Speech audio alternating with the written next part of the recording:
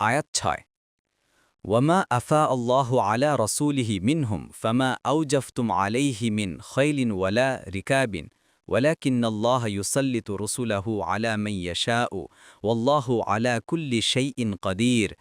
অনুবাদ: আর আল্লাহ ইয়াহুদীদের কাছ থেকে তার রাসূলকে যে ফায় দিয়েছেন তার জন্য তোমরা ঘোড়ায় কিংবা উটে আরোহণ করে যুদ্ধ করনি, বরং আল্লাহ যার উপর ইচ্ছে তার রাসূলগণকে কর্তৃত্ব দান করেন, আর আল্লাহ সব কিছুর উপর ক্ষমতাবান।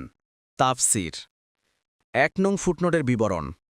আয়াতে বর্ণিত আফা শব্দটি ফেই থেকে উদ্ভূত। এর অর্থ প্রত্যাবর্তন করানো। যুদ্ধ ও জিহাদ ব্যতীত কাফেরদের কাছ থেকে অর্জিত সকল প্রকার ধনসম্পদকেই ফাই বলা হতো। সেই হিসাবে আলোচ্য আয়াতের সারমর্ম এই যে ধনসম্পদ যুদ্ধ ও জিহাদ ব্যতি রেখে অর্জিত হয়েছে তা মুজাহিদ ও যোদ্ধাদের মধ্যে যুদ্ধলব্ধ সম্পদের আইনানুযায়ী বন্টন করা হবে না, বরং তা পুরোপুরিভাবে রসুলুল্লাহ সাল্লাহ সাল্লামের ইখতিয়ারে থাকবে। তিনি যাকে যতটুকু ইচ্ছা করবেন দেবেন অথবা নিজের জন্য রাখবেন।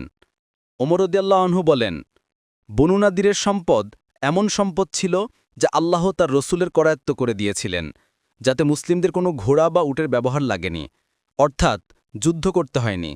সুতরাং তা ছিল বিশেষভাবে রসুলুল্লাহ সাল্লাহ সাল্লামের সম্পদ। তিনি এটা থেকে তার পরিবারের বাৎসরিক খোরাকের ব্যবস্থা করতেন।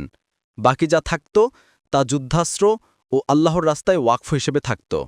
অন্য বর্ণনায় এসেছে, ওমর রাদিয়াল্লাহু আন বলেন, নিশ্চয় আল্লাহ তাআলা ফাই তার রসুলের হাতে দিয়ে দিয়েছেন।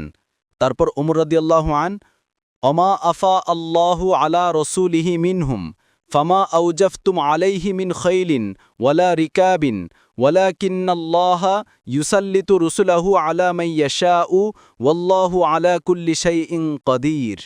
এই আয়াত পাঠ করে বললেন, এতে ফাই বিশেষভাবে রসুলকে দিয়ে দেয়া হয়েছে। এরপর ওমর রাদিয়াল্লাহু আন বললেন, তবে তোমাদেরকে বাদ দিয়ে তিনি নিজে সেটা নিয়ে নেননি, তোমাদের উপর নিজেকে প্রাধান্য দেননি।